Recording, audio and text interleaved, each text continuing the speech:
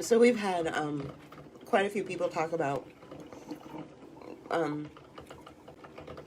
totalitarianism, and Matthias Desmond, who is that psychiatrist out of, or I'm sorry, that professor out of Belgium. Yeah, Belgium or Netherlands. I think he's Belgian, yeah. He talked about totalitarianism and what to expect, and you said something really important this morning, really about, with totalitarianism, there's no law. So Right. So he says, and we've said this before, it's like, we've repeated it before, that in totalitarian states, like, for instance, like Nazi Germany, laws aren't passed to enforce the things they want you to do. Instead, rules are made, right? Because laws are harder to get put into place, and they're a lot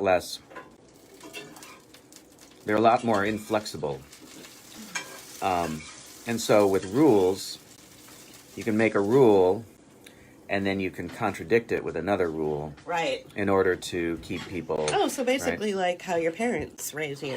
Right. It's nothing but usually people who raise kids, they think they're going to raise kids perfectly, and what happens is they end up becoming, these. Basically, they're torturing their children. So. And the rules change every day. Right. And this comes up with, psychopathic behavior. And, corporations that are even, like, guilty of that to some degree. Right. They change the rules every day on the employees, and the employees are running around in circles trying to figure out, what the next policy is. Right. So they change rules as often as they can, given that, it's like steering an oil tanker, right? So they have to make sure that they can keep control over the thing, right, themselves. Right. But you can have psychopathic managers who keep changing rules that may or may not be, the company policy, right? But that's aside from the fact. But so, as you said, like a child abuse can come from these kinds of things, and we're experiencing something like that right now. Not us personally, but us watching it happen in our own neighborhood, right, our own community, and it's going on in other places too. I mean, let me say this first. We were talking about how this whole thing with the employment situation is such bullshit, because they keep saying, oh, there's not enough employees, and yet there's people out there, you see lots of, we're hiring signs, but, you're getting mixed messages in the media, right? On one hand, they're saying the economy's good, and on the other hand, they're saying, that there's a lack of people, and so things aren't working, and there's no supplies because supply chains are down and all this stuff. So like you're getting mixed messages, right? Right. This sort of psychopathic thing. Well, this is a really everything that we're experiencing, in life, whether it's this, these unfounded mandates, these unlawful mandates, or, the messaging that you get through the media.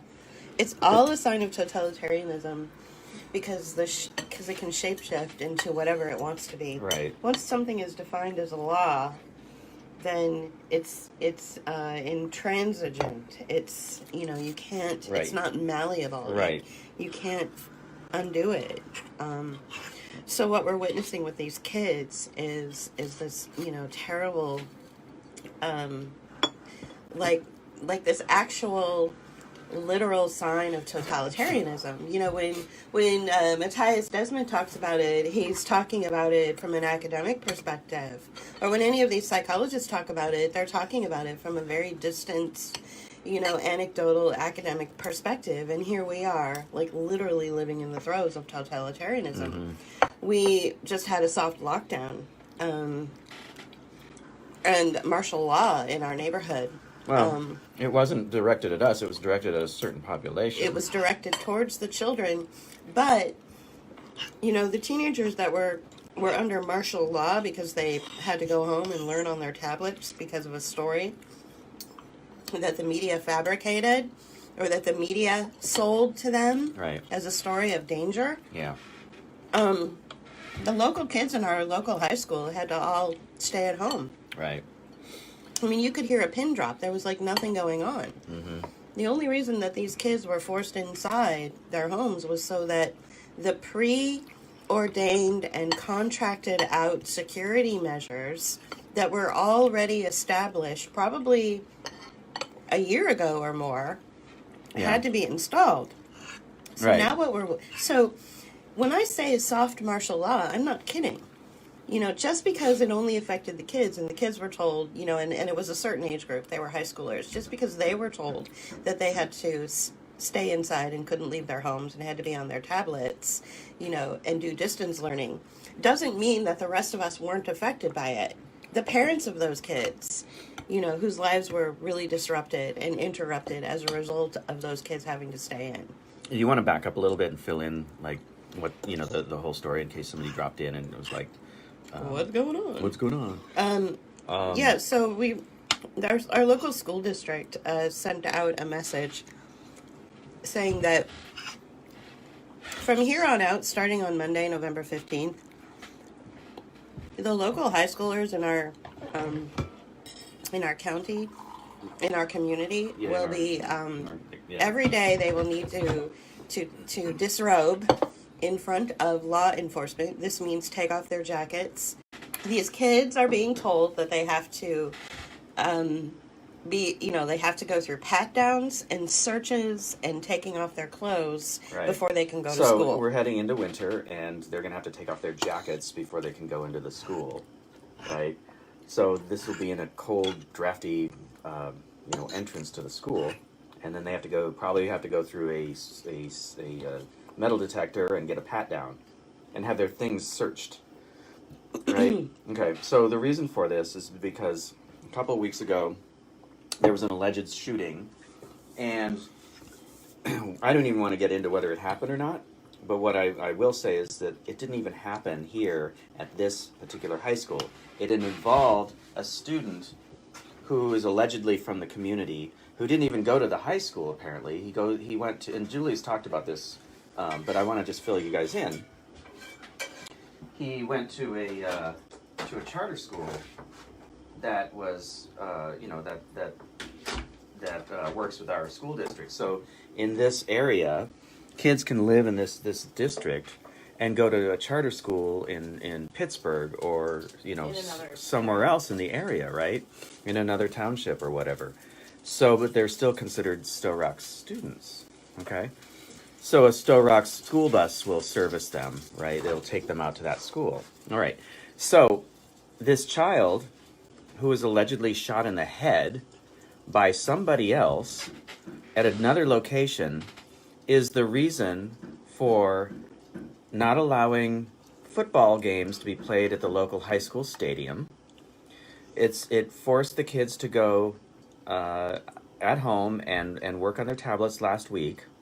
Now this coming week, they're going to be expected to come into school, take off their jackets, allow themselves to be searched before they can go into the building. Why is that? Well, because apparently somebody got shot, but it wasn't at this school. It doesn't matter. We need to be safe. So when I reached out to the Stowe Rock School District, one of the things that I said was, this doesn't make any sense on any practical level, because that would be like forcing everybody who goes into a grocery store that once was held up at gunpoint and robbed, forcing all of the customers in the future to be strip searched and to disrobe and have their purses and their backpacks searched before they went shopping. When have you ever heard of that happening? Well, a couple of years ago, we were forced to put something on our face. Right, a mask. Right. In order to go grocery shopping. Right, but when have you ever heard that a grocery store, like in the before times, that a grocery store was robbed, and then you were forced, if you wanted to go buy eggs and milk and bread, and that you were forced to disrobe in front of security personnel, open up your bag, open up your backpack, because a week prior to you shopping, somebody had opened fire in the store, or maybe not even opened fire, but just robbed the store of some cash. Like, this doesn't make any sense. Why do you have to be blamed, and why do you have to be the one that pays the price for something that you yourself can't even verify? So I tried to use that, leap of logic with the Stowe Rock School District.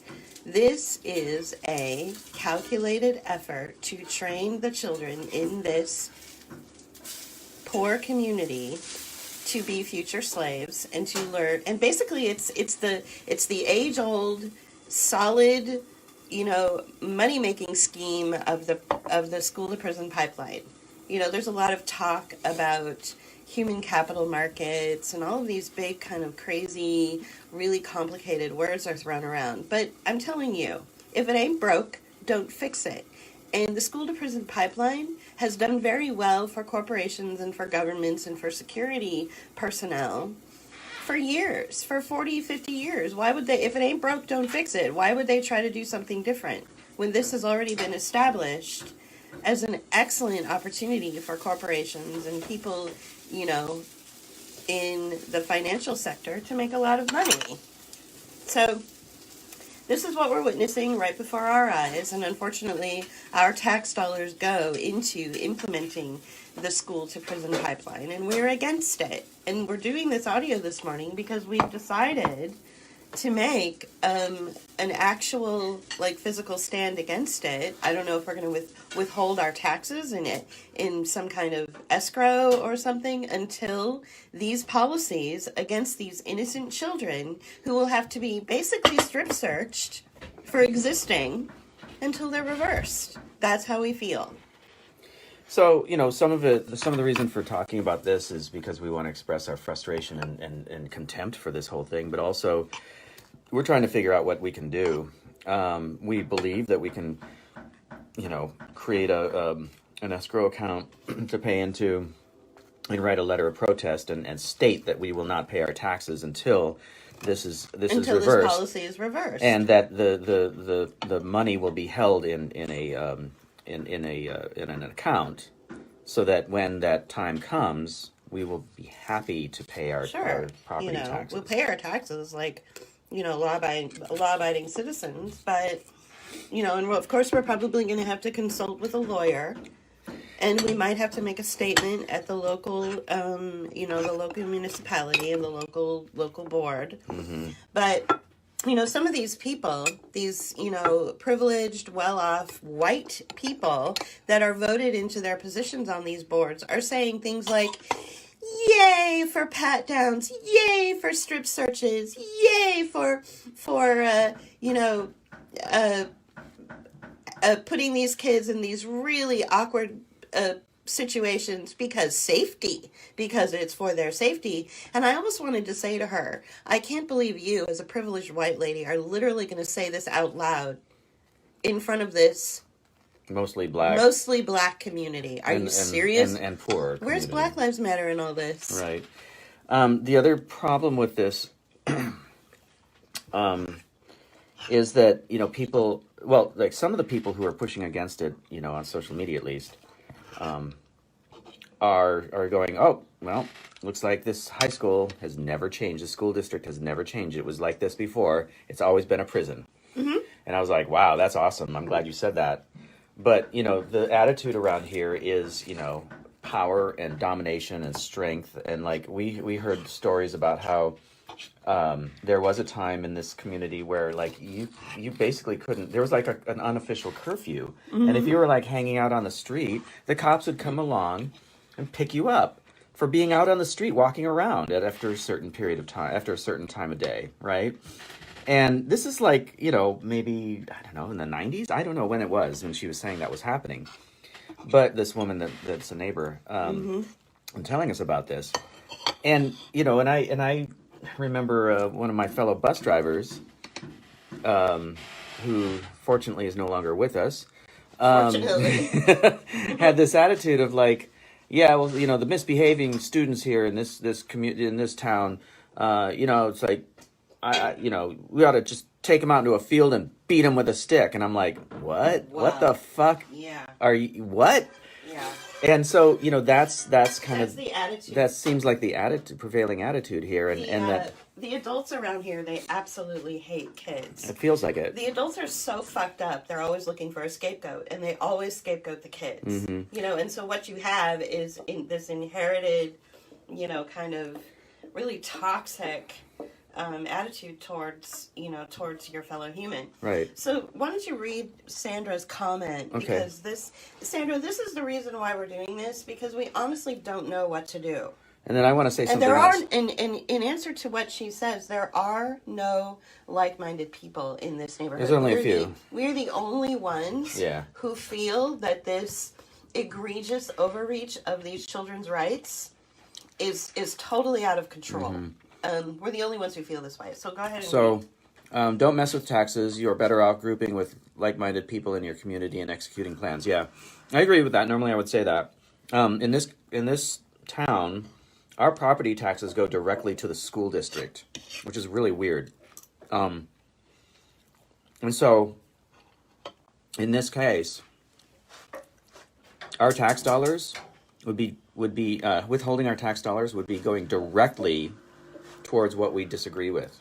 It's not like this nebulous thing like, your income taxes to the U.S. government. I'm objecting, about the war that you're fighting, but, your U.S. tax dollars go into different pots of money, right? This goes directly into the very thing that we are trying to protest. So, so it's a little different. We're gonna look into this before we take action. Of course. But thank you for that mention. Now, what I wanted to say about this action that's taking place. Somebody else on the social media in this local community was saying something like, I mentioned that, like, it's always been this way. Well, the kids in this community have a reputation of being like bad kids and kids that misbehave, and I've seen it, and the bus drivers I was around, we're always talking about it, and I have actual proof, that there is a lot of misbehavior, but it's a result of the fucked up community here, through poverty and addiction and substance abuse and other kinds of abuse. People over the last few generations have become really traumatized, and the children act out because of that trauma, right? But what is being done is not a way of meeting that issue, that PTSD or whatever it might be. It's actually taking that trauma and amplifying it back on the children by saying, okay, because somebody else allegedly did something else to somebody that allegedly lives in the community here, we're going to punish you and make things even worse for you than you had before. How about that? Okay, and they're going to expect that there's not going to be a rise in misbehavior. They're expecting that everybody will comply and be good little students, and they'll, just go along with the program. I have a feeling it's going to get worse, and I think that that's part of... They're doing it on purpose. Yeah. To scapegoat the children. An abusive parent or an abusive friend knows that by fucking with you, that they can get a rise out of you, and that's exactly what they're doing to these kids. So we don't really know who the person was who got shot, but we're going to go ahead and blame you for it by terrorizing you every day and demeaning your existence. We won't say who got shot. And of course we can't say who got shot, because nobody got shot, And also, it's convenient. It's a minor, so we can't release the name. Right. So there's no proof that the person who, if they did get shot, there's no proof that they're from even, in any of the local schools. The person who actually did the shooting was apparently not even from this county or this district or this area. So why is it that all these poor kids around here who are living either in Section 8 or whose parents are, having, difficulty making ends meet and have to work multiple jobs and low-end jobs, why are those kids being punished for something that they can't really tell us what really truly happened? There's a lot of confusion on the pages that we belong to, and we listen to these people talking in circles around this thing, when the reality of it is that it was planned all along, that these security measures of pat downs and strip searches and bringing police in to guard the doors, not allowing the children to talk to each other while they're in school, having to drop off anything that's outside, that's like a backpack or a bag or whatever, drop it off at the office. Where else do we have this kind of system, these kinds of protocols in place? In prisons. This is why this is preparing these students for a life of prison. These students have already been marked to be little assets and little dollar signs for the prison industrial complex. And I'm not even talking, the digitization of their lives where they're going to be the coders of the future. That's going to be for the rich kids. These kids are going straight to prison. Do not pass go. And they'll be slaves. And they will be slaves. And they don't have a future laid out for them. And this is the message that's being told to people like JP and me, who have actually brought the value of this community up simply by existing. Because we don't rent, and because we don't have a mortgage, and because we pay our taxes on time, and because we're outsiders who came in and fixed up our property little by little as much as we could, we brought the value of the whole block up. So we're trying to leverage the influence and the value that we did bring to this community. We're trying to leverage that against these terrible, atrocious laws that the school district and rules that the school district has implemented. And I can see the school from my front porch. Right. So that's how close we are to this situation. The earlier in this year, back in, I think it was like early September, late August when school started, and it was really hot. They locked the kids into the high school for all day. Exactly. And I have a feeling that and the parents were never told. Right, they never, and it was just like this mystery, and people were freaking out on the Facebook page. On the pages that we belong to. So this is how it went. Somebody posted on the community page that we belong to, hey, did you guys hear what happened? My child had to secretly text me and tell me that he was on lockdown in the school. He was told he could not leave his desk. He could not move from his desk for something like 4 to 6 hours. And that the teachers were confused and didn't know what the fuck was going on. But the teachers were instructed to tell the students that they could not leave their desks. They could not leave their rooms. They could not even go to the bathroom.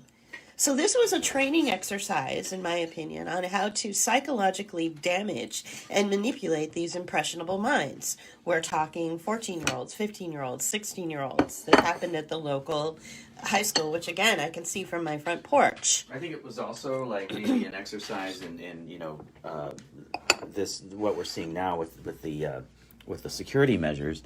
They may have even been using that time to see what kind of patterns emerged from this kind of activity in order to finalize their security apparatus within the school. Because it's now, a few months later, and they're finally, we believe that while they were home on their tablets, this whole week, the security systems were put into place in the school. Contracts were signed, deals were made with the politicos. Yeah, security companies and corporations. Yeah, this has been in the works for a while, and I'm sure COVID was a great cover for some of this shit too. This is the thing that's important to remember is that COVID wasn't just a great virus and disease. It was a delicious dessert topping of security apparatus and surveillance. Mm-hmm. Right. So Sandra is correct. I mean, you are correct, Sandra. People have been made scapegoated and been made examples of by sticking their heads up the parapet and doing things like maybe putting their local taxes in an escrow. Sure, it's something that concerns me. They're certainly like that here. They are. We got, when we were trying to improve a vacant lot across the street from us by putting in just mulch and talking about maybe starting a community garden. We got a call from the local ordinance officer. Ordinance officer on behalf of one of the council people, who was like, "Well, it doesn't belong to you. So what if it's always that what if, right? What if the property owner comes back and wants to take this back? Well, why do you care? Well, That's and on also, me, right? That's my dime that I've spent. Right. And this guy won't show up. We wrote him a letter. The letter came back returned to sender because he wasn't at that address. He didn't even wasn't even around anymore. We don't know if he's alive or dead. So the property just sits there collecting garbage and collecting, And weeds and vermin. And it's right across the street from us. You have to walk through it to get to the local bus stop. Right. Well, people use it now as a path. And I've said, since so many people use it as a walkthrough, why don't we beautify it? Why don't we put some paving stones, plant some flowers, plant some native plants? These were very simple fixes, in order to improve the value of the community, to beautify it. Maybe even put in a little swing set, since all the kids around here don't have anything to play on. Right. Well, liability issues aside, the township could have easily sanctioned that. Mm-hmm. They could have easily stepped in and said, you're right, and this is what we'll do to support you. Or, we can't support you on this, but we're not going to get in your way either. So, those would have been the appropriate responses. Instead, we got told to cease and desist. Essentially, we weren't told outright to cease and desist. No, we were not given any kind but of it was a veiled threat. Right. So we understand that, Sandra. We understand that there's a possibility that they will get some blowback. Right, but I cannot sit idly by and watch this thing escalate the way it has been escalating over the last couple of years. And can you imagine going to school every day and having to disrobe in front of a police officer? Can you imagine your teenage daughter getting a pat down, even if it's from a female officer? Can you imagine how humiliating that is and how degrading and demoralizing it is? Mm-hmm. And it's the normalization of the demoralization of our lives that have seemed to really increase and, get worse and worse in the age of COVID. There was we made a video a few years ago before the age of COVID that was about it was about the passport, not the passport, but the ID. Oh, right, the real ID. The real ID, and yeah, the video is called Restriction of Movement. Right, and we had a segment in there of a TSA employee giving a demonstration of how they pat down, and it was mostly, I think, for other new TSA agents to understand how to do it properly. But I have to say, when I first saw it, before we included it into our video, it made me physically ill. Right. No, I didn't throw up, but I mean, I was feeling almost like that. It was that revulsion to this loss of autonomy and personal space and all those things that are associated with that. It's like TSA was supposed to be a temporary measure, but 20 years later, it's still going strong. Right. And, those TSA, this is just an aside, those TSA areas, those search areas, still look very temporary. That's to make you think that it's going to go away someday, but it's never going to go away because you are a terrorist, and that's what they want you to think. Right. So they're training these kids in our neighborhood. So it's the same, same thing, right? To think of themselves as prisoners. Terrorists. Well, terrorists or prisoners. Prisoners or terrorists who don't deserve to have privacy, who don't deserve to have their personal space and their bodies not humiliated or demoralized. Because if you've ever experienced a pat down, there's a strange kind of abuse of power and interaction that takes place between you, the person who's being patted down, and then the person who's doing the pat down. Right, and I always feel nothing but contempt for the person doing it. And I could tell you stories. I mean, because of my autoimmune illness and all the metal that I have in my body, I'm always setting off alarms. I'm always setting off those metal detector things, and they're always x-raying me and seeing all sorts of crazy shit in my body. So I'm always talking to the TSA agents who get close to me. Mm-hmm. You know, and they love to grab your crotch, even the women. And I say, well, at least take me to dinner first, you know, Right. before you get all cozy with me. You know, and I try to make a joke out of it. Because if I didn't find some humor in this, I would probably be traumatized. You know, that's why I said at the very beginning of this audio that it feels like rape. Mm-hmm. Because it's one person who's bigger and stronger than you with a gun and with some kind of weaponry that's touching your body. That's rape. And there's no reason that these children who don't have anything to do with an alleged act of violence that took place by somebody who's not even from the area and who we can't really even identify who the victim is, there's no reason that these children have to go through this. This is simply asserting powerful overreach for the sake of power. Mm-hmm. And that's what living in a totalitarian society is. There's no municipality that would ever pass a law to force this kind of overreach. There's no government body, you know, that would pass a law. Right. But because it's just a rule from the school district, and they're going to make it seem like it's only temporary, just like the TSA was supposed to be temporary, they're going to do it, and they're going to go along with it, not realizing how demoralizing and degrading and humiliating it is for kids. And when kids are demoralized and degraded and humiliated, they act out. It's what they do. They start fights with each other.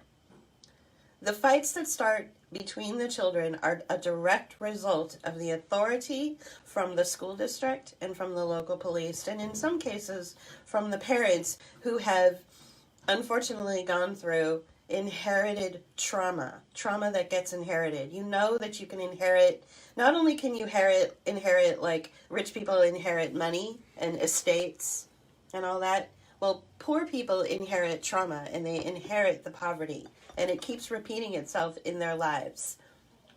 And so these kids, and we see evidence of this very clearly, and we understand where it originates. You know, we're talking decades ago when the entire blue collar, you know, demographic around here was thrown under the bus when all of their jobs were taken away. Because of NAFTA. Because of NAFTA, which we can thank Clinton for. Bill Clinton. So what we have is a very real situation where a very real example of totalitarianism is taking place literally outside our front door. JP and I were affected by the soft martial law that was instituted in this community when those children were told that they had to stay inside and could not leave and had to be on their tablets. That is a form of soft martial law. We had parents screaming for the entire town and the entire county and the entire community to go into actual martial law. Yeah, people were like asking for martial law because literally asking for martial law because of an alleged story, or because of a story that was like put out by the media. You know, I mean, it was even like to the point of where there was apparently a helicopter flying around the city or around our area.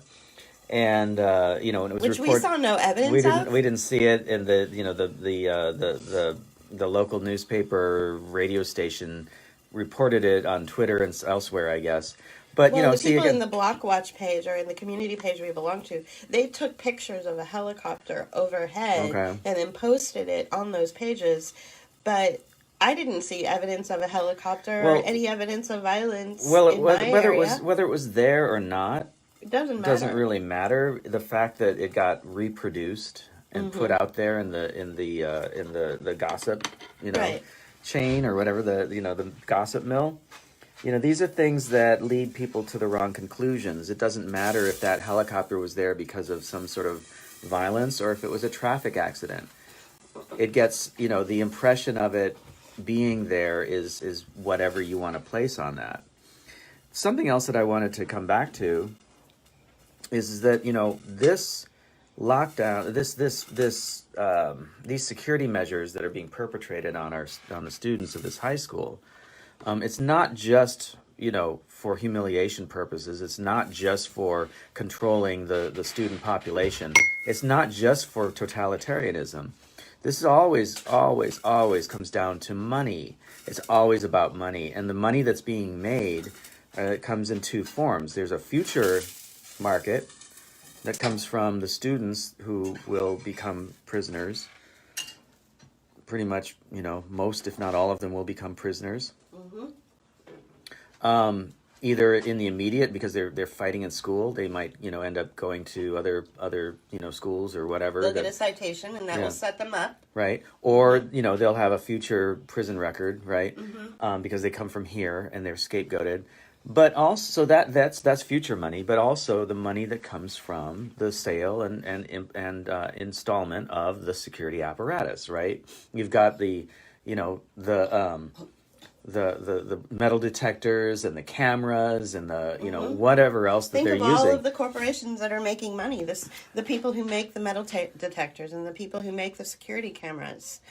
And I also told them, just as a side note, and I'll let JP continue, I also told these people, I was trying to explain to them in a way that they would understand. So one thing you need to understand about this community is that everything is based on sentimentality and emotion.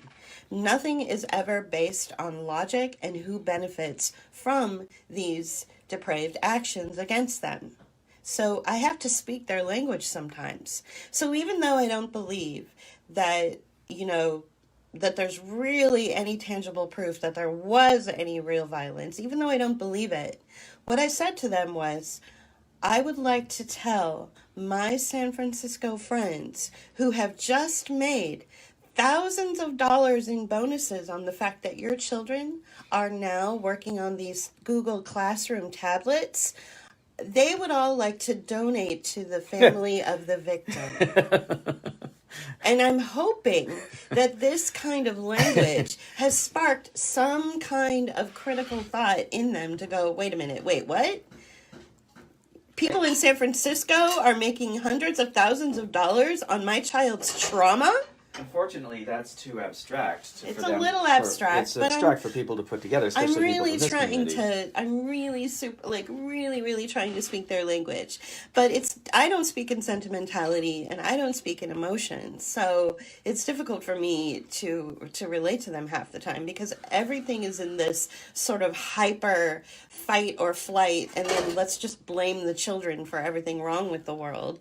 And I'm like, no, there are other things at play. There are other institutional practices that benefit from all of your trauma at play here. And they are having lavish vacations and purchasing multiple homes at your expense. I'm trying to explain that to them in language that they may understand. So anyway, if you want to continue.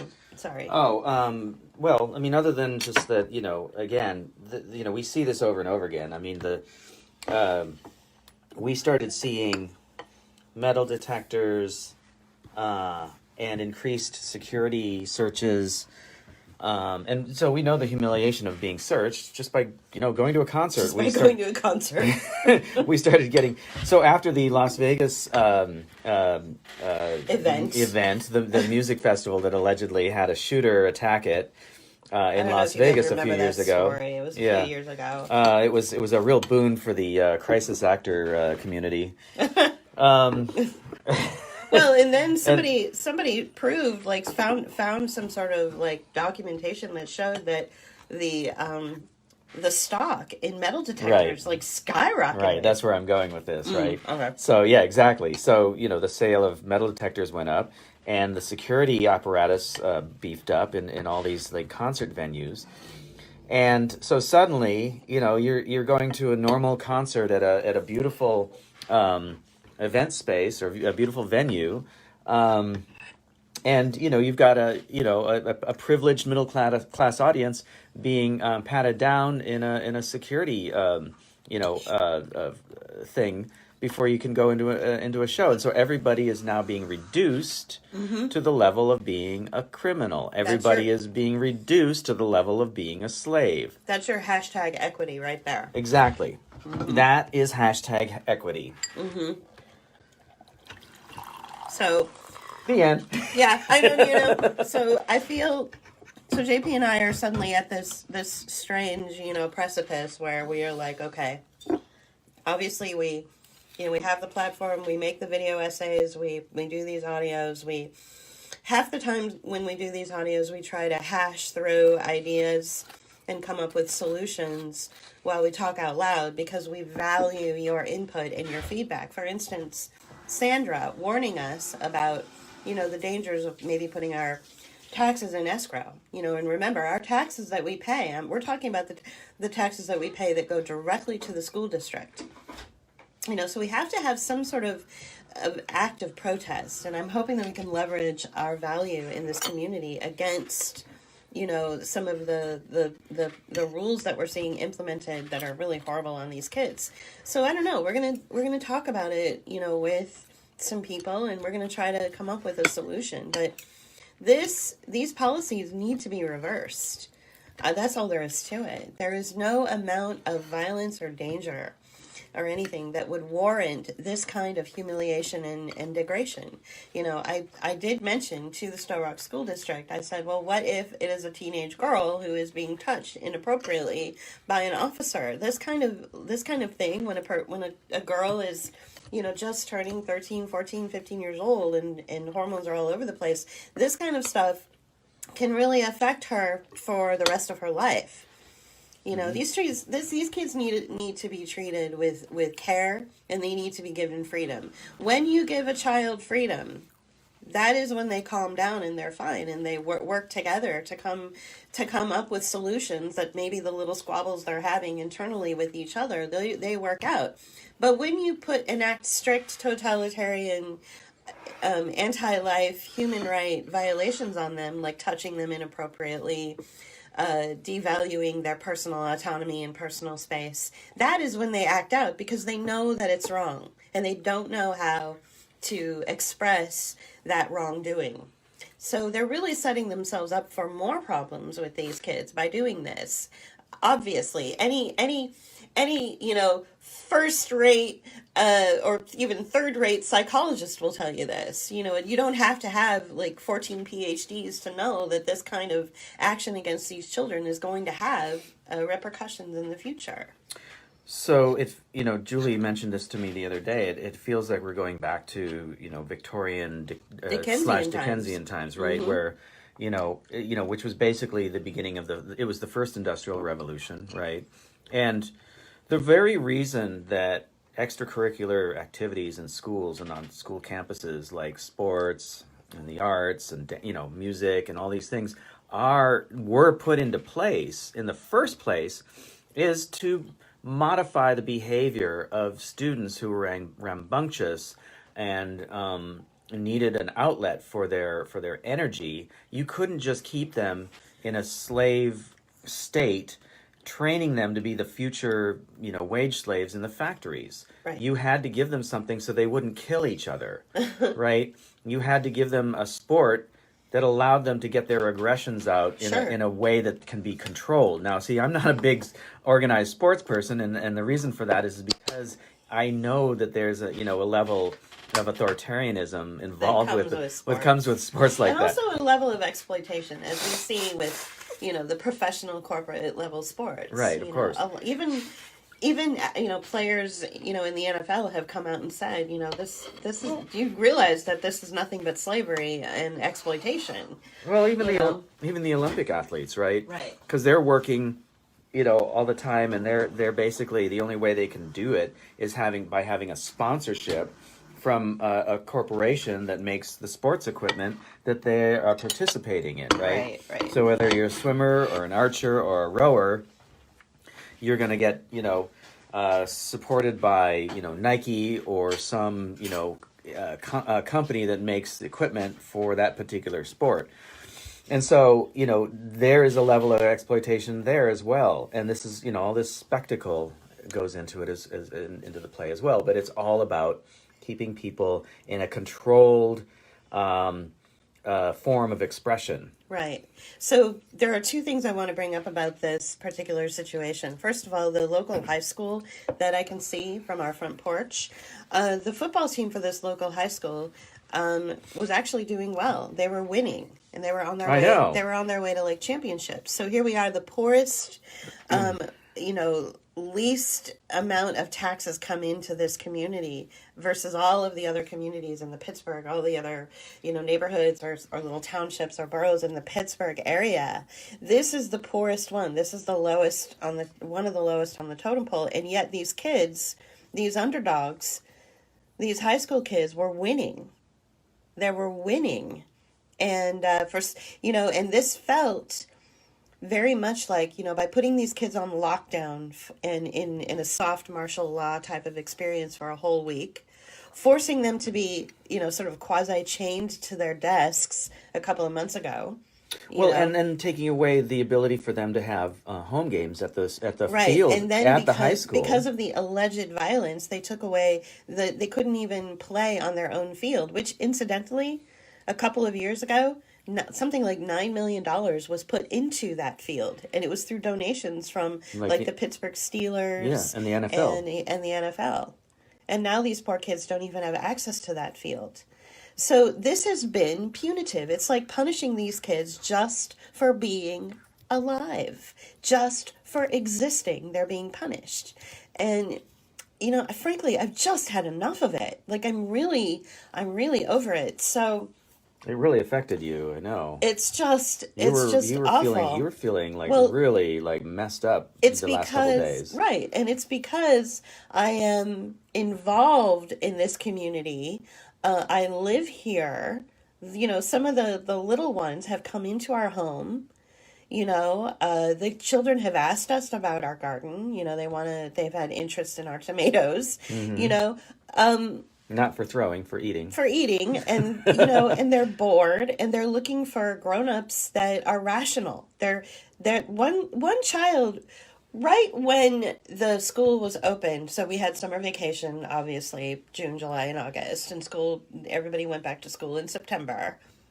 That first week that school was back in session, a 5-year-old came knocking on our door and told me he had a headache. And the reason he had a headache is because he spent all summer without a mask on. And within that first week or so of going back to school, he had to wear a mask 6, 7, 8 hours a day. And he had a headache because of that. A growing child, big for his age, came to our front door. 2 people from San Francisco, a couple of artists from San Francisco who have a cat and a garden. He didn't go to anybody else's front door. He came here and he said, I have a headache. Can I have something to drink?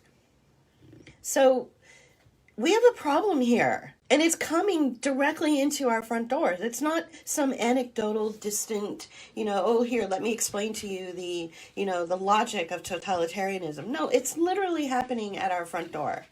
Now, there's another aspect to this, too, which you've talked about a lot regarding the shootings and the theater and real estate acquisition. Right, yeah. So I mentioned this in our newsletter, and if you aren't on our newsletter list, contact us, info@book-of-hours.com. I've yet to put a form on our website for people to sign up, but anyway, goals. Anyway, we mentioned this in the newsletter that there's this theater of gun shootings, shootings that are going on by young men mostly in communities that they don't belong to. They come from other places. They're done in public, in outdoor spaces that you would never expect that to happen, like across the street from us a few months ago, and they're just pure theater, right? They're just It's pure theater. And JP, we were both watching Netflix on the couch, and we heard this very loud. It was like crack, crack, crack, and I was like, "Wow, that is really close. Mm-hmm. I've never heard of anything so close." And so JP crawled on his hands and knees, went out to the porch, creeped up over the porch and saw that there was a kid directly across the street from us, just a few feet away from us, holding his gun out in front of him and just shooting straight. Mm-hmm. Yeah, and he had a hoodie on, and he had a hoodie on, and like he was, not really shooting at anything in particular. Right. Now, it turns out that our neighbors who live next door to us, There was a bullet that went through the a window. bullet that went through the window, but I don't recall hearing any shattered glass. No, what it did was it punctured the window. It punctured the window. Okay. Yeah, and it didn't break it. You Right. know. But so these kinds of things. We just had another one recently, and we've been talking about these. I don't want to talk about that particularly, but the reason for them. And the reason for all this is that it gets people to start reacting in ways that are not good for them. For instance, we started seeing immediately, not only did we have people calling for martial law, Screaming for it. Yeah. we had people saying we should just move away. Right, and so that's the key And that's the key right there. So what we're seeing is these kinds of actions are being done to either clear out the real estate. In this case, I don't think it's about clearing it out. I think it's about allowing for gentrification to take place. Okay? You really think so? I do, because the fires in Seattle and Minneapolis and, in the summer of 2020 were definitely about real estate acquisition, because they basically burned out the infrastructure that was there. So no demolition had to take place. Right. All they do is just clean it up and start building, and buy it for pennies on the dollar. Exactly. Right. So if you have a situation like that where, you can clear out a neighborhood. Now, it may be that they will clear out some of these houses, but whatever. I mean, they're, getting people out of the community and making it into a ghost town allows them to do a lot more. They can start buying those houses for pennies on the dollar. Right. So there's another aspect too, which I want to bring up. In 2017, JP and I spent a good portion of 2017 looking at various neighborhoods throughout the country to decide where we wanted to move when we decided that we could not stay in San Francisco anymore. Mostly we did this on intuition. Our intuition told us that there was going to be a great shift in the economy, and we weren't exactly sure how or when that shift was going to happen. But we paid attention to little signs and little things going on, not only privately in our own lives, but also just in general. And we were like, something isn't quite adding up. And then when our mayor suddenly died, and we believe he was murdered, in San Francisco, we were like, okay, there's something going on. This feels like a San Francisco takeover. So let's fast forward to 2017. We decide to travel the country and go look at various communities. And we loved Charlottesville, Virginia, but of course it's like way too expensive. We couldn't afford that. We looked at Detroit. Detroit is very, very toxic and interesting, like when we were there. Apparently it's being built up and things are changing. Downtown. In the downtown area. But you would go through these once vibrant neighborhoods of Detroit, and you would see nothing but open, empty lots and fields where grand houses used to be. Or you would see dilapidated, blighted homes that were left abandoned, falling apart, like fires had burned them out or something. That is the same exact thing that we're seeing in the community we live in.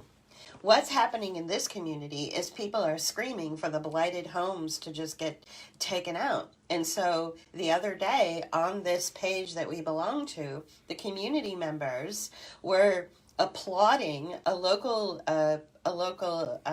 demolition company for taking out 3 houses. So now what we have is this giant empty lot, just like we saw in Detroit.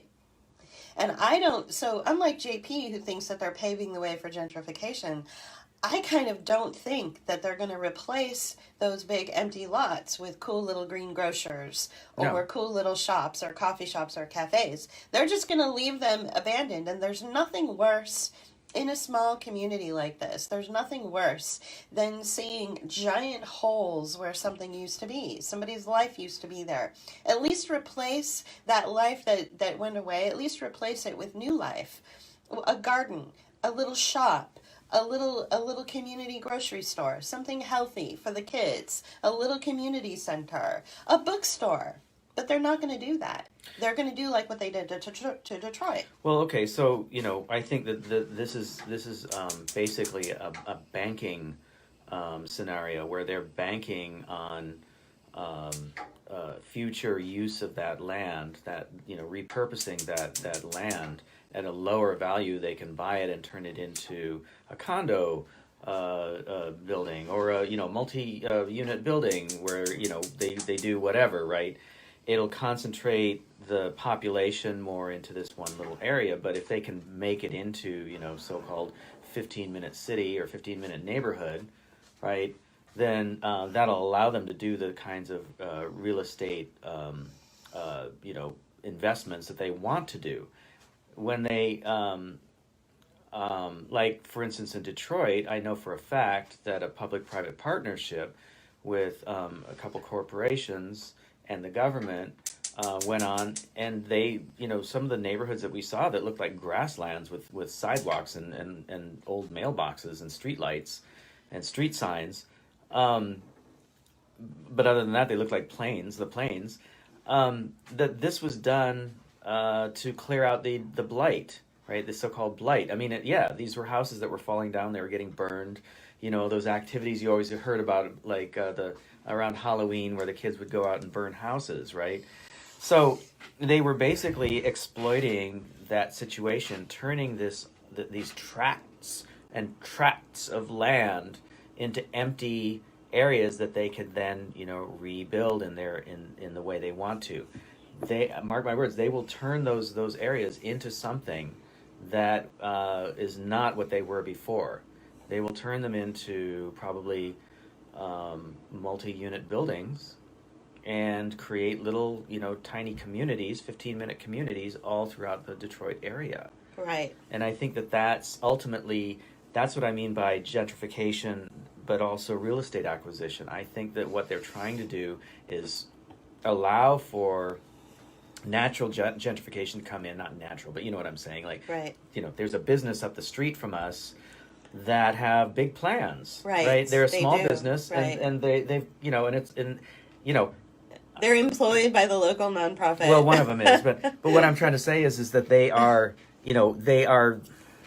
operating under the idea that what they're doing is building the community, and to some degree they are, but they're also patsies for capitalist real estate acquisition and revitalization through a gentrifying activity, right? Right. So what they want is we want some of the same things. We don't want to see gentrification, but at the same time, what we're living in now is unacceptable too. Right. So if we can, create a community that is less dependent on,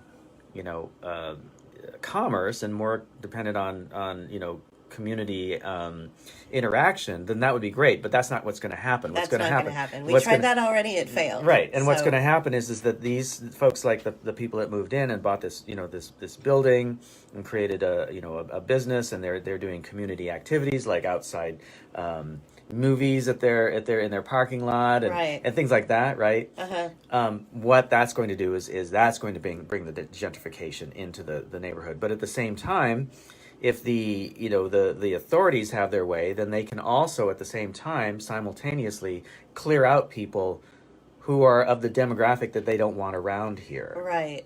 So that's what I mean by gentrification, as opposed to like clearing out, like through fire or natural disaster, so-called natural disaster, and things of that nature, in order to turn an area of a city or a community into something else that's more high rent.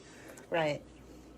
So so let's go back to what's happening with the kids in the school, and it's starting on Monday, where the kids are going to have to go through pat downs and strip searches and have their bags searched, and I was reading the rules for these children during their school day.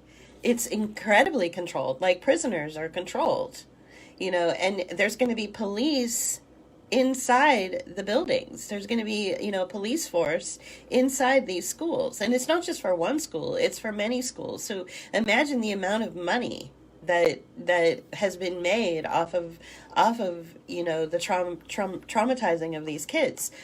So most there are a lot of parents that are just like, what the hell is this? There are some that are actually like that, thank goodness. Many of them are like, yay, this is great. More security is awesome. And those parents are a lost cause. But there are some parents who are questioning this, and I imagine that they're just renters. And I imagine that because of this, seeing their child being traumatized and abused like this, that they're probably just going to leave And the go to neighborhood. another And they'll community. vacate their apartments without paying rent. They'll, and we've witnessed that happen as well, where people just leave. They just get up and leave. They're just fed up with this area. They're fed up with the authoritarian, control that the local municipality and the school district here seems to wield a lot of power, more than the people that are voted on the local municipal boards. Yeah. The school district seems to be dictating what the board members should say and do, which tells me that the school district is getting all the money. Oh, that yeah. the school district is doing the public-private partnerships, which is another word for fascism. Right. Well, and so this is the school district that always is whining about having a budget crisis, right? So the bus company that I was working for did not get the bid, the contract for the school district a couple of years ago before COVID.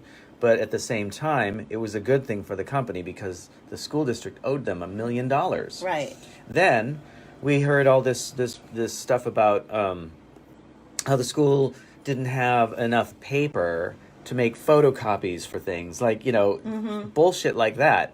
And Right, yet so at the the same school- time, right. they can afford to pay cops to come into the school. Exactly. Cops with pensions who are in unions who are at least making, 40, Whatever. 50, 60 an hour, if, Well, maybe more. $1,000 a year, yeah. Thousands of dollars, more than they should be getting paid. So the school district doesn't have enough money to put a proper, air conditioning and heating systems in the schools, but they have enough money to pay security personnel. So we have a real problem here, and our tax dollars are directly going into and feeding into that problem. Well, and I think that You there's know? you called it out before too, whereas I believe that it's probably impact investment that's going into paying for these kinds of things, and or some sort of other investment that's coming in from some other sources to pay for this stuff, Right. so that it's because they don't have the money for it. They literally do not.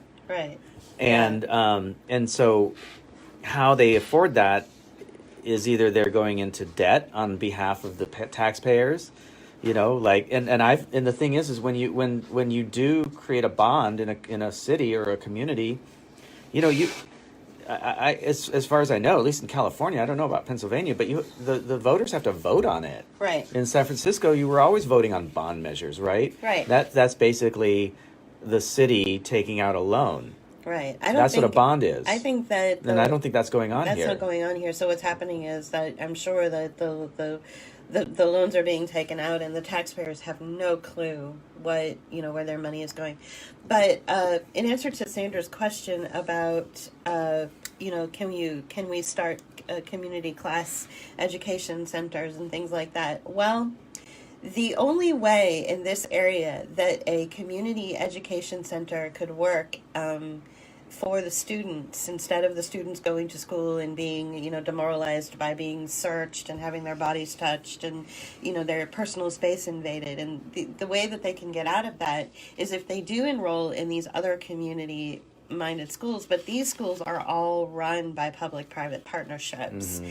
These schools are part of the STEAM stream now. I Well, think. most of this, this I have to say that this school district there's a grade school, a middle school, and a high school, and then apparently there's some sort of like trade school, but I have a feeling it's a not a magnet school, but a charter school. Yeah. Pittsburgh is made up. The Pittsburgh area is made up of mostly charter schools. After NAFTA happened and the promotion of charter schools by the Obama administration, and probably Clinton's too. Once charter schools started coming around, they became the favored type of education platform in this area because just like our little area, McKees Rocks, the greater Pittsburgh school district, could no longer afford to keep up these old buildings. Right. And they either closed them and mothballed them, tore them down, or turned them over to a charter school. And the charter school basically It gets government funding. Right. And, unfortunately with charter schools, like you could graduate from a charter school and you could have a pretty good education. But if you want to enroll, say, at the University of Pittsburgh, once you graduate from your high school, charter school, or whatever, they won't accept you. You have to have gone to a public school or a private school or something. So these kids are being set up to fail, and charter schools are everywhere. And yes, but unfortunately, the charter schools too are now implementing these really strict codes of conduct rules and these demoralizing actions against They were children. doing that long before. Right. There was, there's a particular charter school system that basically makes the children earn their desk. Right. So, once we early on, early in the age of COVID, when we were talking more about, behavioral learning and things like that, we discovered an article where an individual went into some kind of charter school to investigate their practices. And she said, "Why are those kids over there sitting on the floor?" And the teacher said, "Because they haven't earned the right to their desk yet."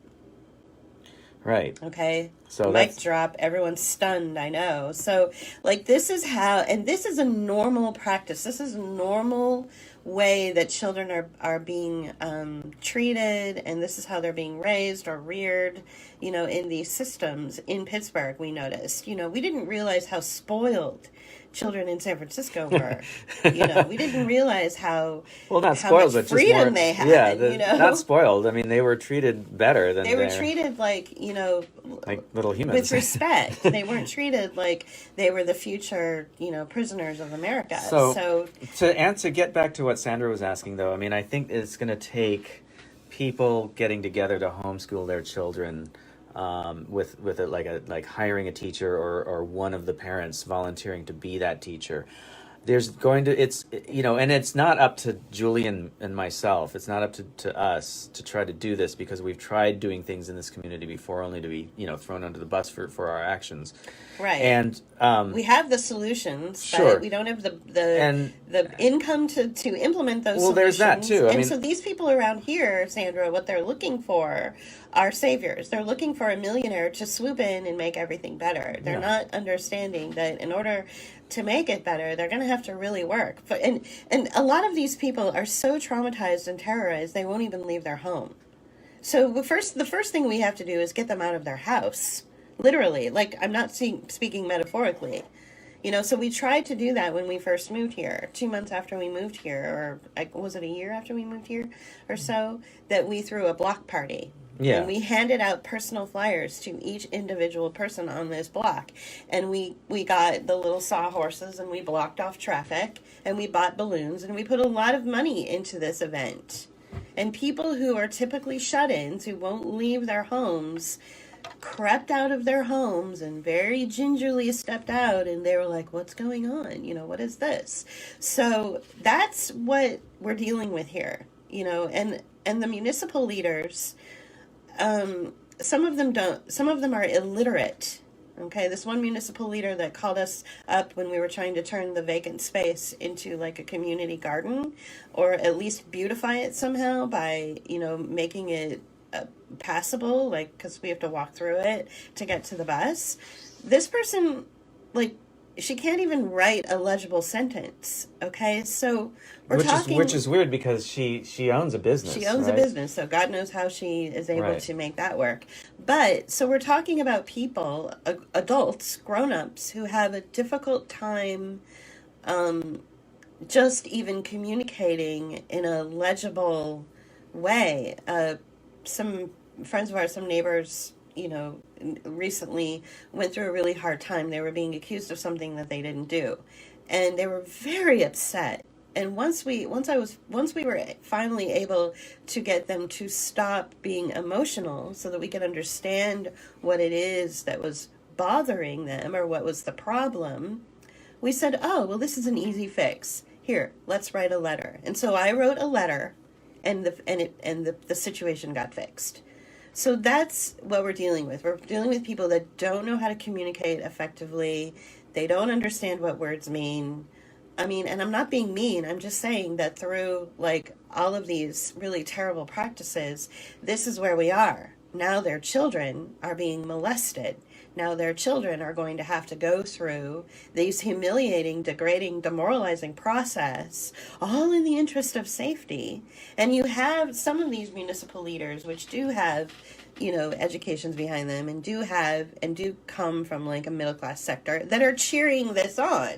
Right. Some of these municipal leaders who are voted into their positions are actually approving of this and cheering it on, for safety. And it's just like, it's so frustrating for us because we understand the complexities of what's happening in our own front yard. Practically, it's happening right outside our front door. We're not traumatized by all the shootings. We're not even scared of all the shootings. We understand that it's theater, and we understand that there are larger issues at play that go into the implementation of this trauma-inducing and trauma-making kind of environment. I look at it as war. The United States often is paying for nefarious regimes that go in and drop bombs and obliterate schools and hospitals in areas that the United States wants to occupy because those areas may be rich with oil or rich with some kind of mineral that the United States wants in order to make the latest iPhone or something. So they bomb these places and say that these places are, dangerous to American democracy or whatever. And they actually throw the bombs and the hospitals blow up and the schools blow up and the countrymen, the people that live in these communities are traumatized because that's what the United States does to them. Well, I consider it the same exact kind of practice, but instead of actually dropping bombs, what they're doing is they're dropping psychological bombs of trauma.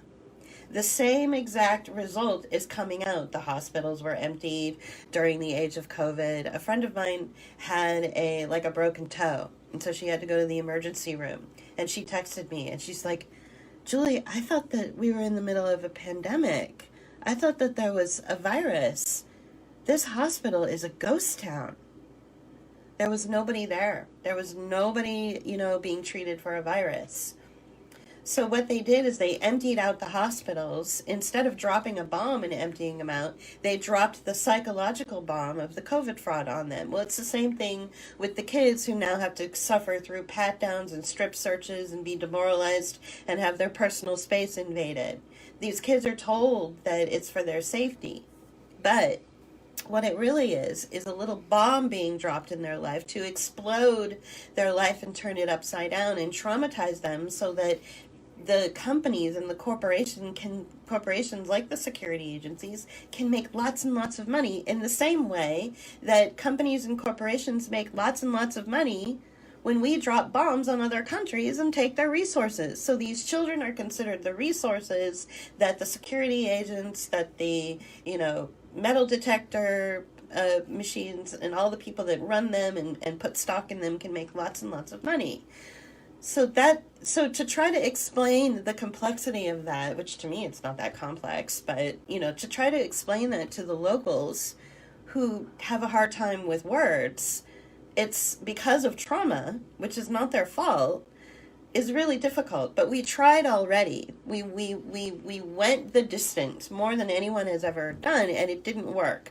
So what is the definition of trying to do the same thing over and over again and expecting a better result? Well, that's insanity. So that's not, and we're not insane. So we're not going to do that, anymore. But as far as creating homeschools and as far as options, those kinds of options are not available to the kids in this neighborhood who live in systems of poverty where their parents take food stamps or they're living in Section 8 housing. The homeschool options are for the kids who live in the more rural communities whose parents have enough income that the mom can get her homeschool certificate and the dad can go make, his large income and maybe the suburban, in the suburban areas. Now, those homeschools were created, all throughout the country over the last 2 years because the parents did not want to see their children in masks and suffocated. My sister-in-law, who is not going to vaccinate my 4 adorable nieces and nephews, thank God, did not want to see her kids in masks every day, so she continued what she's always done, which is to homeschool. She's from the Mormon faith, and that's what they do. So she's homeschooling my 4 nieces and nephews. But my brother... She took on another child. And she took on another child for free. Now, my brother earns very good money, so they can afford to do that. That's not an option in this neighborhood. So honestly, I don't know what the solutions are for these poor kids. But clearly there's a problem. Clearly there's an issue because they're knocking on our door. And because they're only 5 years old and they don't know how to articulate the deep need that they really need, which is a deep change in the system, they're saying things like, I have a headache, can I have some juice? So that's how they articulate the deep problem. So it's very frustrating to watch this go down and watch it get worse and worse over time when we were hoping that it would get better. There were signs that it could have possibly gotten better before COVID. Right. A new coffee shop opened up, a new venue that, has big named concert, acts happening, like big musical acts happening, like Psychedelic Furs came through here, and it's 15 minutes away from our house. So, walking. within walking distance. Well, walking distance is probably more like 30 minutes, but by bus it's probably like about 10 minutes. 5-10 minutes, yeah. But the point is that we moved here because it's close to public transportation because we don't have a car. We moved here because we saw a lot of improvements were being made to the community, or there were plans being made, and we watched the implementation and those plans actually come to be while we lived here. Mm-hmm. During the time that we lived here. So we moved here in 2018. So we enjoyed by 2019. We enjoyed the last half of 2018 because we moved here in August. So we enjoyed the last half of 2018. We enjoyed 2019, and boom, March of 2020, COVID hit and it all went away. So only for about 1.5 years have we seen what this community was capable of. But all of that was taken away after 40, 50, 60, 100 years of oppression. So for a very brief moment, we saw what it was capable of until the COVID fraud took place. And with that comes more totalitarianism, more authoritarianism, more public-private partnerships, which is the equivalent of fascism, is where government and corporations merge, and the people who are paying for those merges of government and corporations don't benefit from those relationships merging, the public-private partnerships. So we have a real problem. And so JP and I are sort of at this crossroads now. It's like we've already done everything we could possibly do to turn the situation around, but it's not working. So we're not sure. Like, put our house up for sale, which we own outright. We don't have a mortgage on it. We don't rent it. We own it outright. Fix it up a little bit and try to sell it and make a profit and move somewhere else. I don't know. I don't know. Do we want to just abandon this community that we put so much of our heart and soul into already? I don't know if it's that I don't feel like abandoning the community. It's more like self-preservation. Self-preservation. But the thing is on the side of just staying is that what are we going to get? Right, I know. What are we going to get? We bought this house for the cost of a used car. Right. So that should give you some idea. So, even if we made double what we paid for it, it's still nothing like what we'd have to pay for. We'd have to take out a mortgage for another house. Right, and we don't want to do that. So, a lot of people have the means. We don't feel stuck as much as just not clear on what we need to do. Right. So a lot of this has to do with your psychological outlook on life. We are in a very good place where we love our home. We've curated our home into, our studio and into a place we can host. We can host, a couple of people if they ever need a place to crash. We love our home. We had a really good vibe and a really good feeling about our home when we first stepped into it. We were able to take the backyard, and turn it into a beautiful garden and the front yard into a beautiful garden. So our neighbors like us and respect us. It took a little time, but it's eventually worked out. So we have to weigh the good with the bad, and unfortunately, the bad is what we're witnessing happening to these children, which we feel is immoral. And not only that, it's absolutely illegal, and it's total rights violations. Right. So my feeling is that we've been able to, be happy here. Even with all this other craziness taking place, this has been kind of like our lifeboat and our steady rock of support. This home has been, this studio and this home and everything. So we are like, okay, so this is a good place to just stay work out of and be solid and have a solid foundation. And unfortunately, there's chaos going on all around us, and we just have to somehow be aware of the chaos and give it a sympathetic nod and do what we can to try to make the chaos less hurtful towards the people around us, but at the same time not let it affect our life. So it's ongoing discussions that we have about the situation that we're in right now, and so we decided to use today's audio to share with you some of the challenges that we're facing right outside our front door. And here's one last thought before we go. And speaking of gardens, I've got to go out and start cleaning up ours before it starts to snow. Right? Yeah, I know. And that is that, you may have heard that Pennsylvania judge struck down the masking mandates from the governor for school children. And the thing is, though, school districts like the one we live in are going to continue making the kids wear masks because they're going to absolutely break the law and convince the parents that they're not breaking the law. Well, they're breaking the law, but there is no law in the first place to make them do this. So it's like, again, the fascists making rules instead of laws. Right. But a judge basically ruled and said for the whole state of Pennsylvania, no. I'm ruling that this is not necessary. Stop this. Stop putting a mask on your child in school. And what is the school district's response to that? Fuck you. We're going to do it anyway. Mm-hmm. Because they hate children here. I don't even know how else to put it. They literally hate children. Yeah. No, they do. They literally hate children. Well, there was a real contempt by the other bus drivers when I was working. Yeah, the other bus drivers, when JP was driving a bus back before they closed up the office, the other bus drivers have so much contempt and hatred and hatefulness towards these children. I felt so bad. Like, I would make them cupcakes. I made them little Easter baskets. The kids on my bus that first year, yeah. Yeah, the kids on his bus that first year that he had them, they never experienced anything like what JP and I did for them.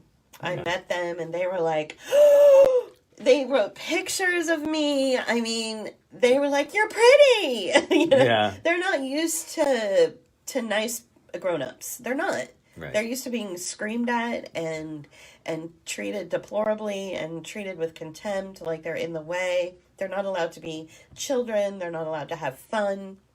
Mm-hmm. It's awful. Well, I had to. So, okay, just one last little story. Yeah. When I arrived at the charter school that I'd take them to from McKees Rocks to another community, the charter school wouldn't let them out on the school yard for the half hour before the school opened. They had to sit in the van with me. Now, I talked to them and hung out with them and got to know them better because of that. But at the same time, they weren't allowed to be children. That's fucked up. Isn't that fucked up? Yeah. They weren't allowed to be on the schoolyard to play. Right. And, that comes down to the charter school trying to save money on insurance. Right, which is bullshit. Right. So I remember, first of all, if I ever was taken to school on a bus, which was rare, my early developing years, I walked to school, and before the school bell rang, all the kids would be running around like little crazy people, screaming and yelling and climbing the jungle gyms and playing chase and playing ball and running around. And then the school bell would ring and we would all pile into our our classrooms, take off our jackets if we had them, and sit in our desks. And so that way, by the time the teachers got a hold of the kids would get all that energy out of them, and they would be more susceptible to learning things. Well, that running around has been taken away. Like, it's like, and they're telling the kids that it's, not only are they telling the kids that it's dangerous to run around and be kids, because of COVID, but they're also saying that it's, dangerous to run around and be kids because, they might get shot to death. Or just hurt, Or just hurt. And so what we're doing is we're training these children to be kind of weak, kind of scared of everything, instead of just being kids. Or turning into little psychopaths. Exactly. Yeah. That's how you make a psychopath. Yeah. So anyway, thank you for joining us this morning and all of your amazing comments and, of course, your support. We really, really appreciate those who stayed with us. And, we know that you put a lot of value into our work and a lot of value into these audios. That means a lot to us. Yeah. Okay. Is there anything else you want to say? Just Sandra says that, these laws don't apply anymore. And it's like, yeah, it's because rules rules are seen as more important. Mandates are seen as more important or stronger than laws actually are. So, right. When the governor shut down the state of Pennsylvania, everybody thought that he made the law that they had to do those things. Right, and they didn't. Governors don't make laws. There is not one governor in this country that had the right or the power to force small businesses to close, or force people to stop going to work, or force people to put a mask on, or do anything. So we end as we started. This is the sign of totalitarianism. Yeah, exactly. The trade, whatever of trademark of totalitarianism. Right. Rules, not laws. Rules, not laws, and rules are meant to be broken. Yep. All right. Thanks, guys. Thanks. Bye-bye. Right. Bye.